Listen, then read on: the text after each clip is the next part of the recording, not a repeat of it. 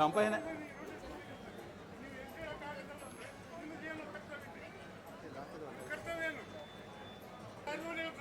ಮುಂಚೆನೇ ಹೇಳಿದೆ.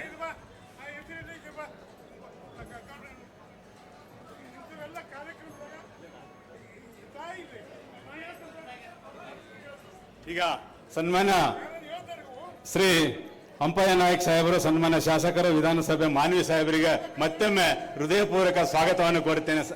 ದಯಮಾಡಿ ಕ್ಷಮಿಸಬೇಕು, ಏನಾದರೂ ತಪ್ಪಾದರೆ ನಮ್ಮ ಕಡೆಯಿಂದ.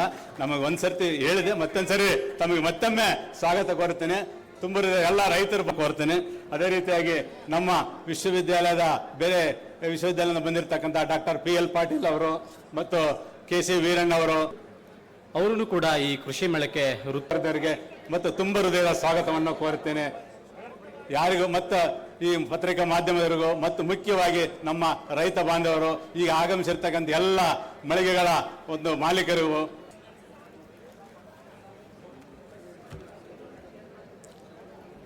ಎಲ್ರಿಗೂ ನಮಸ್ಕಾರ. ಗಡಿ ಮಂತ್ರಿಗಳು ಹಾಗೂ ವಿಶ್ವವಿದ್ಯಾಲಯದ ಸಹಕುಲಾಧಿಪತಿ ಆಗಿರ್ತಕ್ಕಂಥ ಶ್ರೀ ಚಲುವರಾಯ ಸ್ವಾಮಿ ಸಾಹೇಬರಿಗೆ, ಸಣ್ಣ ನೀರಾವರಿ ಮತ್ತು ತಂತ್ರಜ್ಞಾನ ಸಚಿವರಾದ ಶ್ರೀ N. ಬೋಸರಾಜ್ ಸಾಹೇಬರಿಗೆ, ಮಾನ್ಯ ಆಡಳಿತ ಮಂಡಳಿ ಸದಸ್ಯಗಳಾಗಿರ್ತಕ್ಕಂಥ ನಮ್ಮ ಸದಸ್ಯಗಳು ಎಲ್ರಿಗೂ, ಸಮಸ್ತ ಅಧಿಕಾರಿಗಳಿಗೆ, ಪತ್ರಿಕಾ ಪ್ರತಿನಿಧಿಗಳಿಗೆ, ನಾಗರಿಕರಿಗೆ ಸ್ವಾಗತ ಕೋರುತ್ತಾ,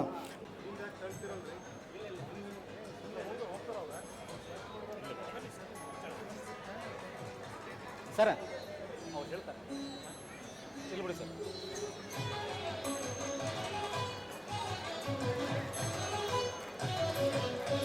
ಸುಸ್ಥಿರ ಕೃಷಿ ಎಂಬ ಘೋಷವಾಕ್ಯದಿಂದ ಆಯೋಜಿಸಲಾಗಿದೆ.